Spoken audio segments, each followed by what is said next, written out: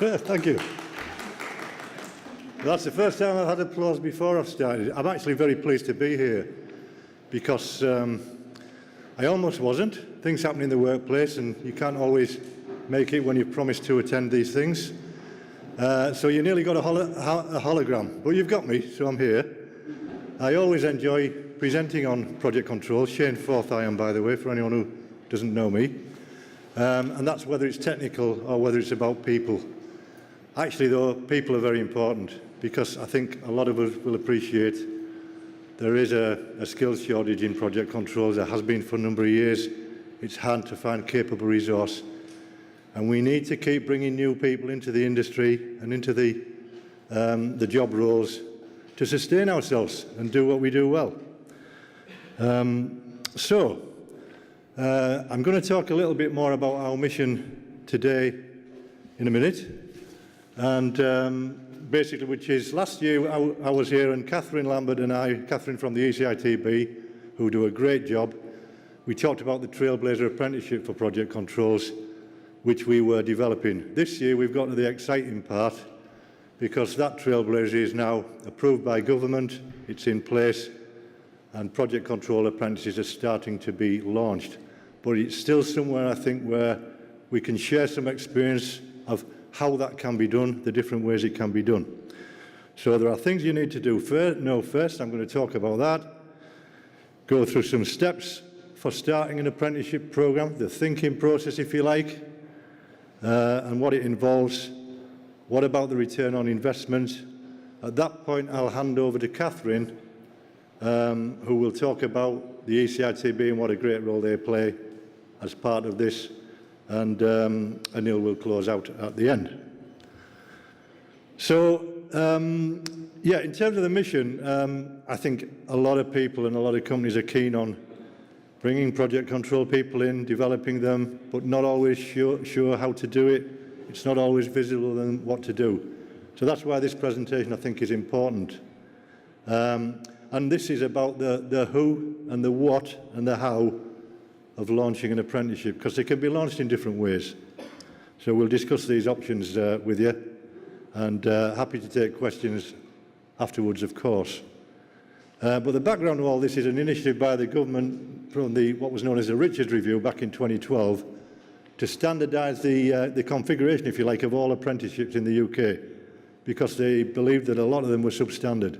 That wasn't true, by the way, about the pre-existing project controls apprenticeship that started in 27, for which, for example, Dave Fogarty, Dave, stand up if you would. Dave here was on the very first project controls apprenticeship on Teesside in 2707 as a school leaver, senior planning engineer now with ACostE, and he actually won the European Construction Institute Young Professional of the Year award last year because he's already putting something back into the industry by talking to schools and people about the profession to encourage people in. Trailblazer says 3 million apprentices by 2020. How do you do that? Well, it's simple, really. You just call everybody an apprentice.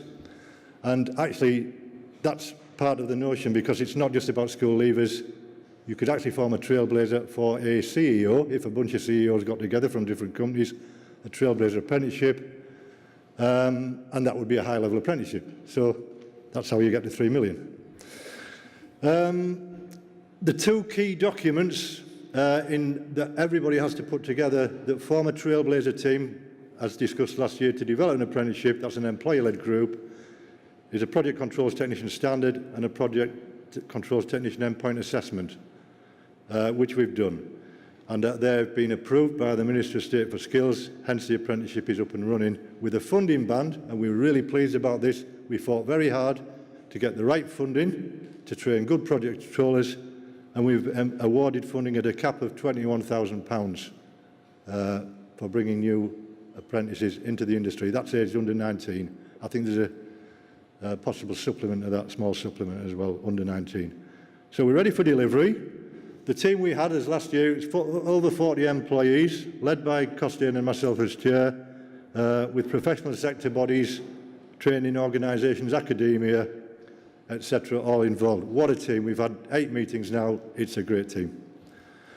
So focusing on what you need to know, we'll start with the standard.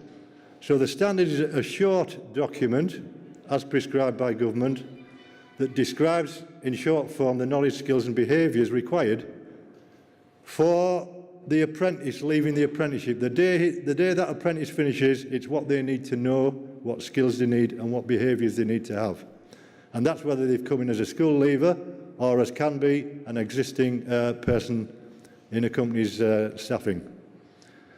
So it's a short document, and it's one that, for instance, parents should be able to understand. So that's a pretty tough call for project controls, I think. Anyway, the standard can be found on the Institute of Apprentices website. The ownership, if you like, the governance of apprenticeships now is with the Institute of Apprenticeships, which has been formed fairly recently. Before that, it was Business Innovation, Universities and Skills, and then the Department of Education. So it can be found on the recently launched Institute for Apprentices website. There's a search process.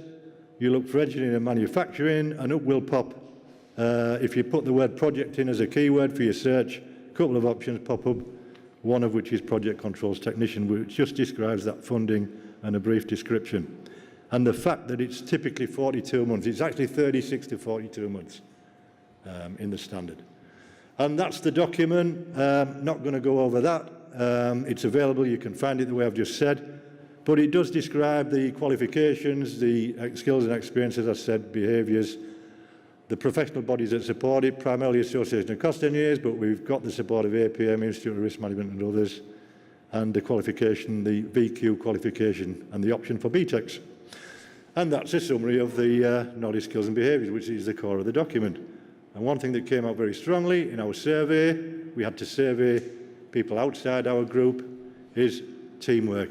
Project control can't do it if they don't have the right behaviours in terms of working in teams and working with people. So interpersonal skills are important, as well as all the technical knowledge and skills in the first two columns there. The key other part of what we have to do and had to do, and anyone developing a Trailblazer, is to have an endpoint assessment. That's the big difference between the previous Project Controls apprenticeship.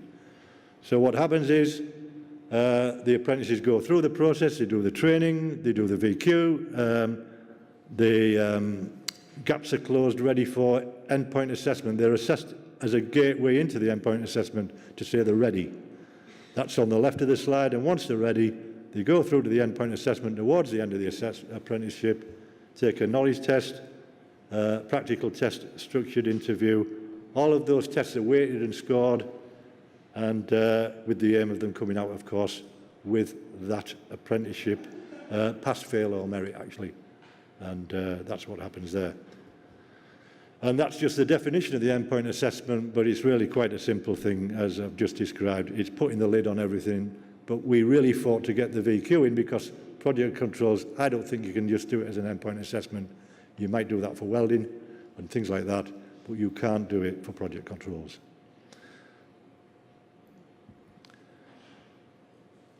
And again, as with before, and I'll skip these slides fairly quickly, but the endpoint assessment can be found in the same place as the standard on the Institute for Apprenticeships website. And that's quite descriptive. I think it's about 25 pages, something like that. So you'll find all the detail of how that works. This is a slide from, I think, the Department of Education, yes, previously, 5 steps for starting an apprenticeship programme. I think it lacks a lot of the detail you need to think about in planning for an apprenticeship. So from experience of myself and the team I work with, I'm supplementing that and really putting a little more flesh on the bones of the first 3 of these 5 steps. And that's the next part. So, who knows about the apprenticeship levy? That there isn't a levy for apprentices. So, for larger companies with pay bills in excess of 3 million, 5% of company staff wage bill, sorry, half a percent of company staff wage bill, that would be horrendous, has to be contributed to the apprentice funding and then drawn back on through the levy. Smaller companies, as described below that on the slide, don't have that problem, they get supported.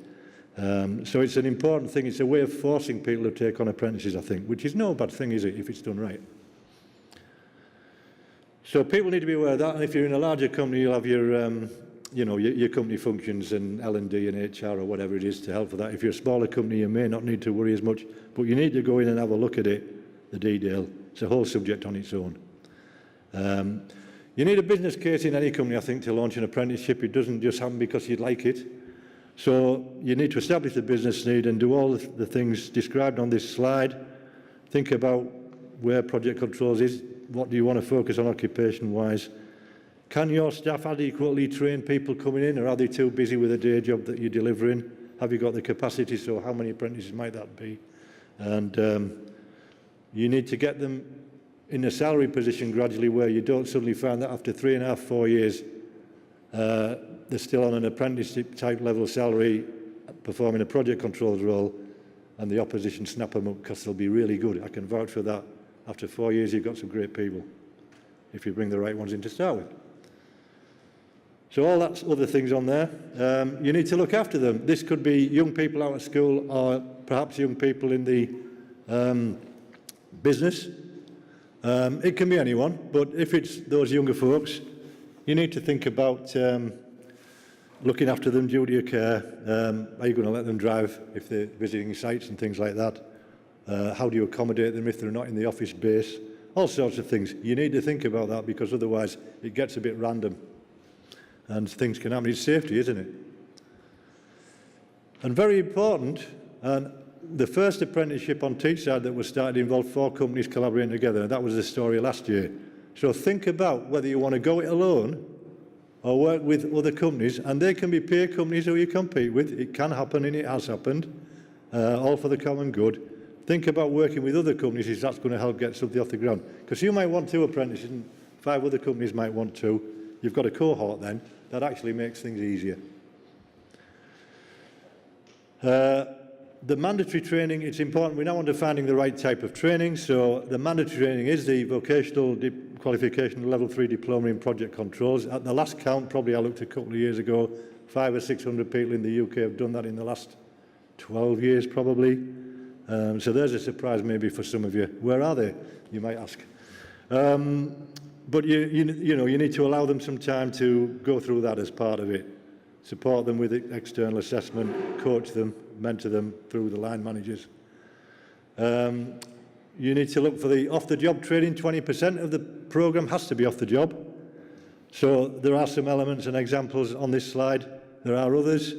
I won't go into the detail of them, but they feature in some of the models that I'm going to show later. And of course, you know, without wanting to have software jockeys, the software training is important, but that actually counts as off the job, whether you do it in-house in your company on your bespoke systems, or whether you're bringing someone else to train the guys on Primavera, guys and girls on Primavera. Indicative days there. You need to do some safety training. I think if it's engineering and construction, obviously it's hazardous, isn't it? So you need to do the normal safety training you would give people in the company at the levels you're bringing these people in. So it's not specifically about project controls, but you need to allow for that. So examples again. And BTEC is optional, but for, you know, I think, you know, you have to look at your client's need and your company needs, and if somebody else is offering a BTEC and you're not, and the people have choice where they're going to go. So seriously, there are options for BTEC, engineering, civils, built environment, ops and maintenance, and look into those and whether you do them day or block release. So, example of training, the best example I would call the gold standard is to give the folks some practical training in whether it's engineering CAD, whether it's welding, pipe fitting, what have you, and there are training centres for that in some parts of the country.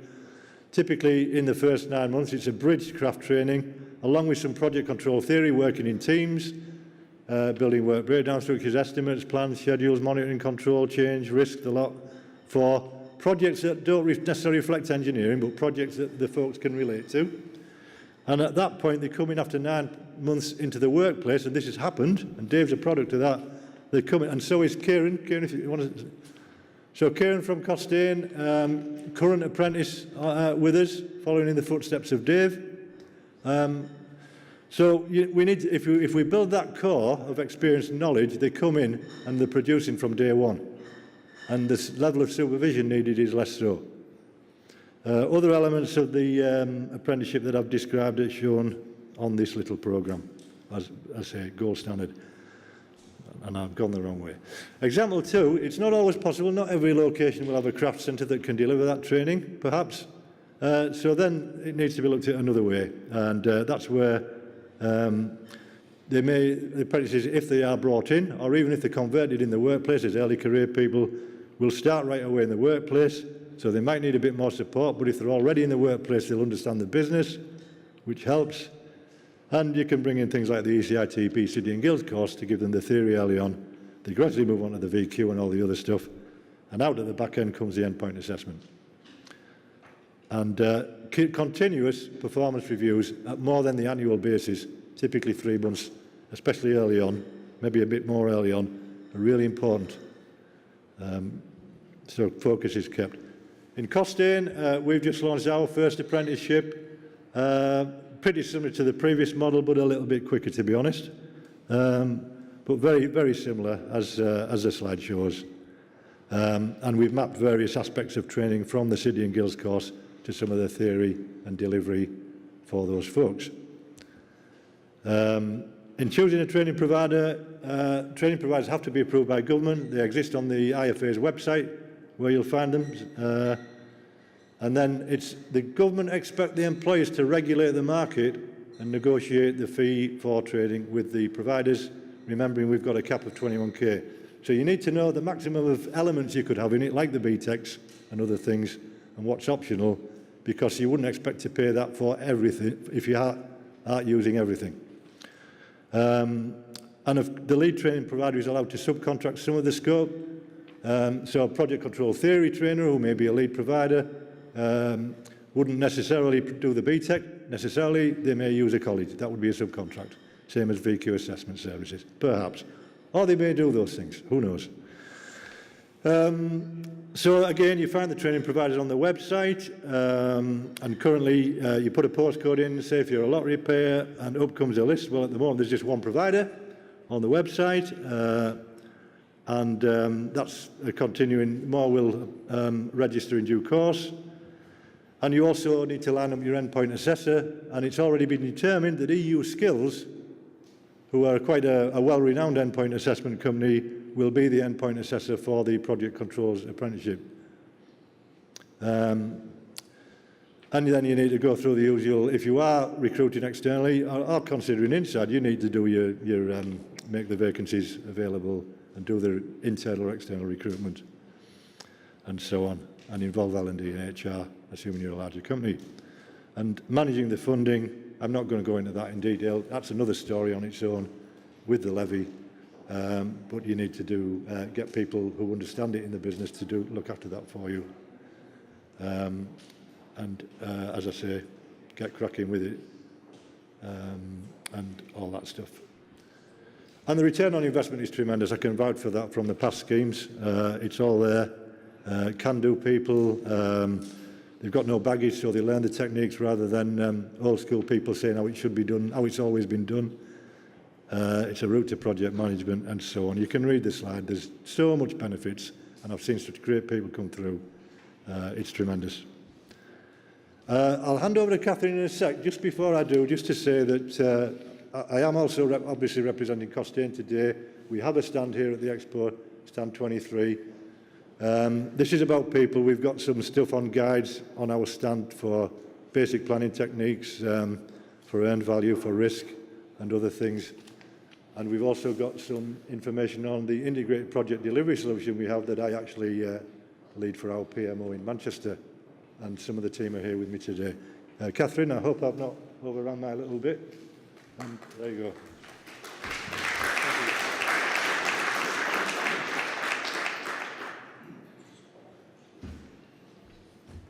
There you go. Okay, thank you, Shane.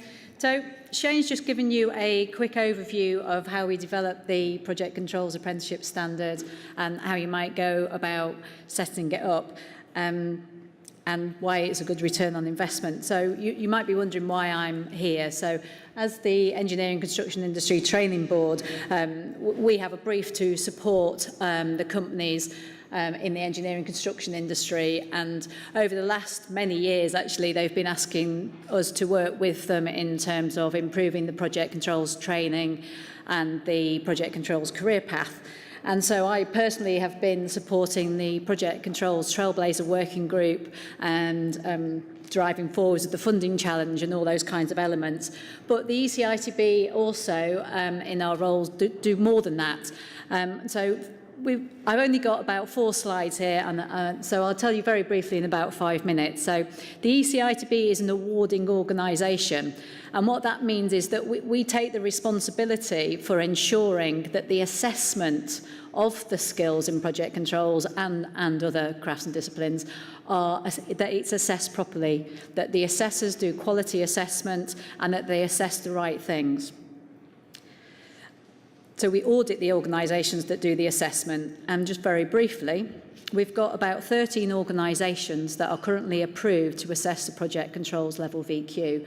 And I'm not going to read them out, but you can see up there that it's there's a range of both companies that are approved and also colleges throughout the whole of the UK. So you've got Doosan, you've got Richmond upon Thames, CETA, and also some colleges up in Scotland.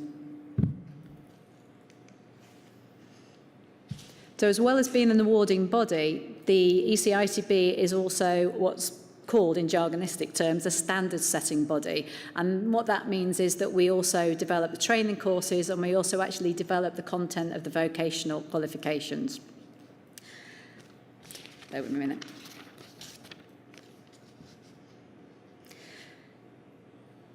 So in relation to project controls, I personally have been working with the industry-led the employer-led industry project controls industry working group for the last few years, and it's been brilliant because I've been very privileged to work with quite a large group of very pragmatic and enthusiastic employers, and together we've developed a range of training products and services which Shane mentioned very briefly, but which are here and they're available for companies to use. So when you're putting together your apprenticeship training programme and you're looking for your training providers, they may or may not use, but they may use some of the ECITB training courses. And what we've done is, together with the employers, we've developed a set of training standards which says if a project controller is going to be competent in estimating or forecasting or monitoring, this is what they've got to be able to do. And together we've agreed that. And what a training organisation would do is they would develop a training courses based around these training standards, and then the ECITB has an expert panel, and we review those training materials and check that they meet the required quality that is required by our employees. So you would know that if a course or if a training provider is ECITB approved, you know that we've checked that we're checking the quality, and so we give you confidence in that, because that is something that the Institute for Apprentices doesn't do. Okay.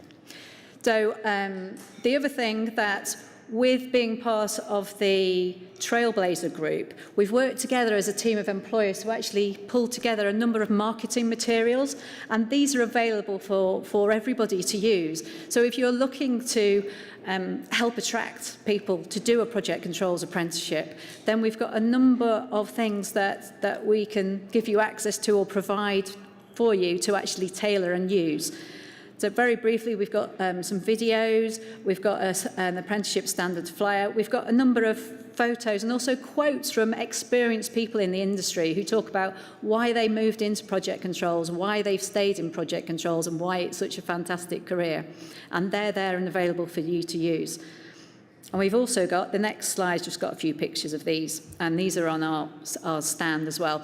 We've pulled together a project controls career entry and progression path, which links the different levels of training you can do to the professional levels within the Association of Cost Engineer, and also links it to, if you're in engineering, the Eng check and the iEng and the Engineering Council levels as well. And also online, there is the Engineering Your Future that you can see just up above me. There's quite a number of case studies on there, again, of people working in project controls, and they're available for you to use, or you can use the website internally as well. So finally, for my part of the presentation, The Project Controls Trailblazer working group is still live. We're still meeting. We have probably a core of about 60 active companies and organisations. About 25 come along to each of our working groups. And they're very, very keen to actually develop a level 5 or a level 6 project controls professional apprenticeship standard. And we're due to meet in June. And if you're interested, come and see us on stand 34 or visit Shane on stand 23 and just say, you know, we're interested in being part of this. Please involve me. Because the more employers that we have involved and the more people that can support and say that we will use it, the more likely we are to gain approval to actually develop this apprenticeship standard. And I think it would just be fantastic for project controls and the careers to have both a level 3 apprenticeship standard, but also the professional standard up at level 6. Okay, so I'll now hand over to Anil to complete the presentation. Thank you.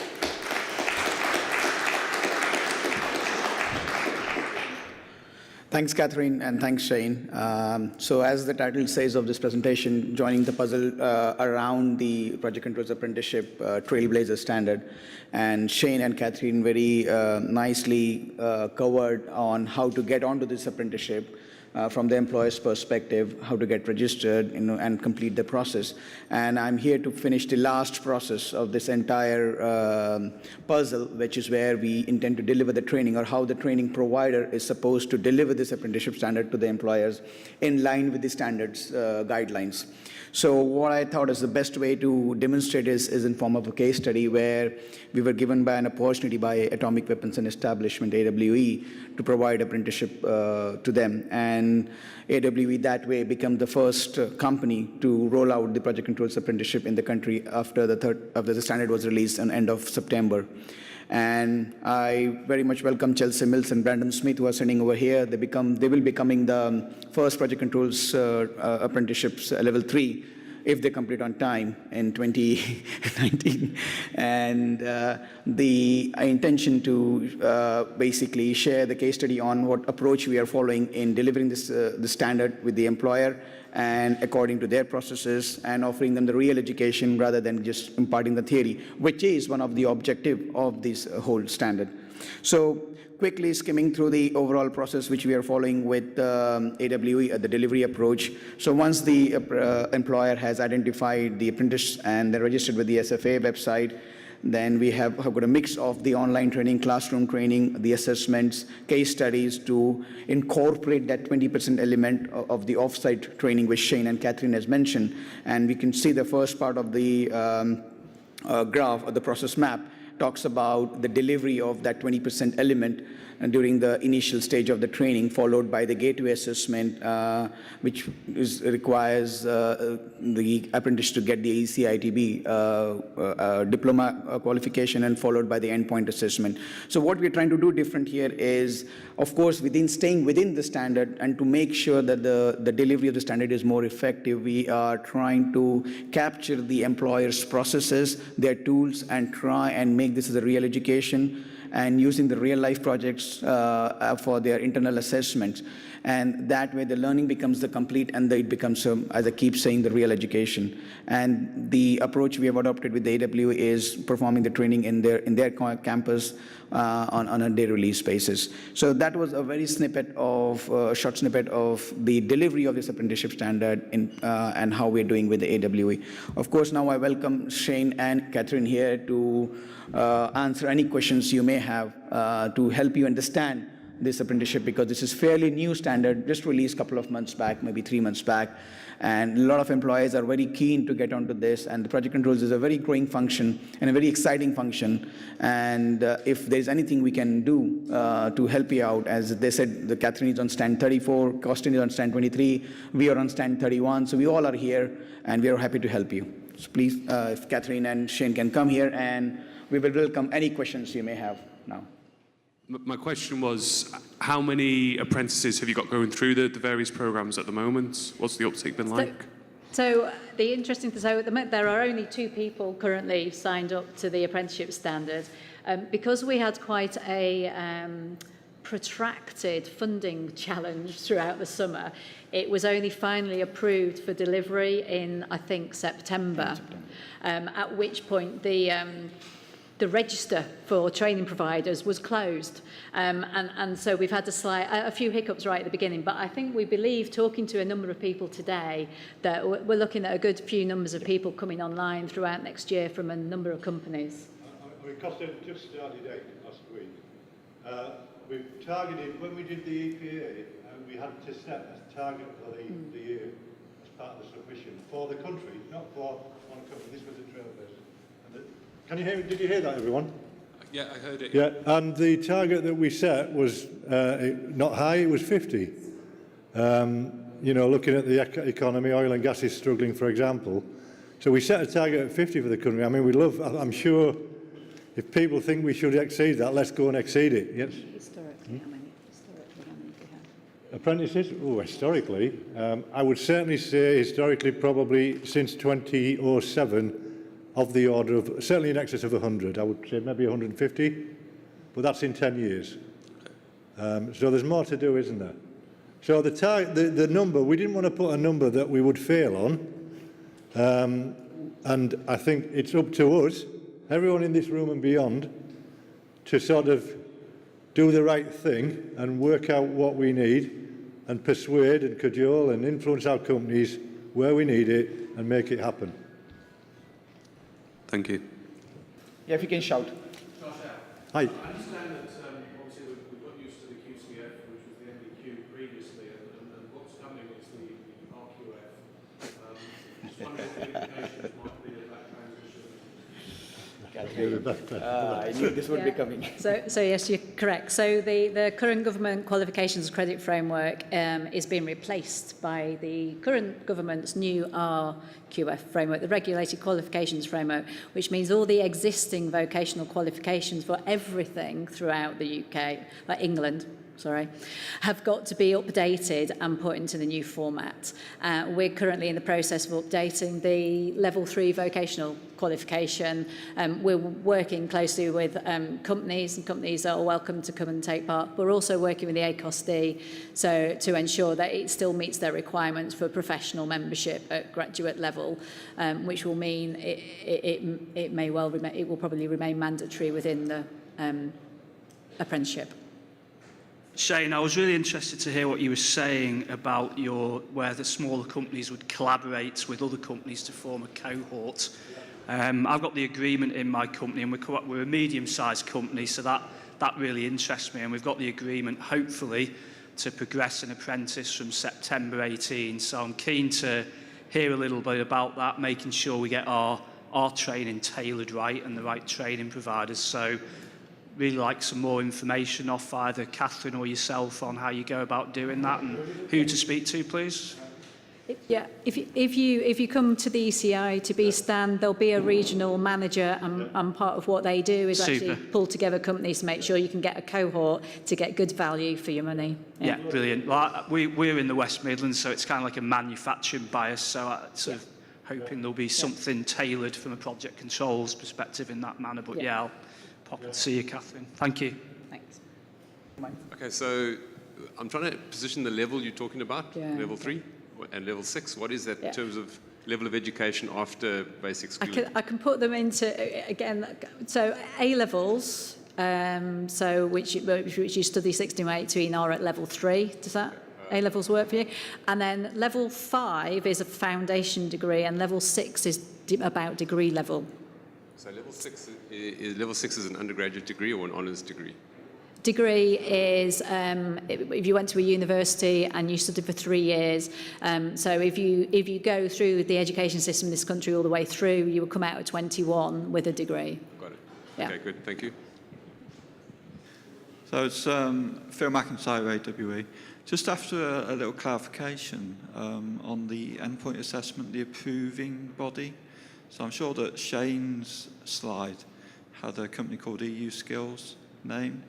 Catherine's slide had a list of 13 approved bodies, which I don't think EU Skills was part of that. So it's slightly different. So as the ECITB is the awarding body, we're responsible for assessing the vocational qualifications. For the apprenticeship, which is different, the endpoint assessment of the apprenticeship standard is a whole different endpoint assessment of the apprenticeship, and companies have to apply to be on a register of assessment bodies with the Institute for Apprenticeships to actually award the apprenticeship standard. And at the moment, I think there's only EU skills on that register. We're hoping that a couple more companies may, but of course it's all to do with economies of scale.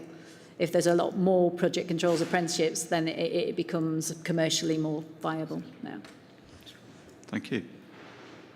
So it looks like we had demonstrated a great project. We finished before time. It's good. Project controls achieved. Thank you. Thank you, everyone. Thank you.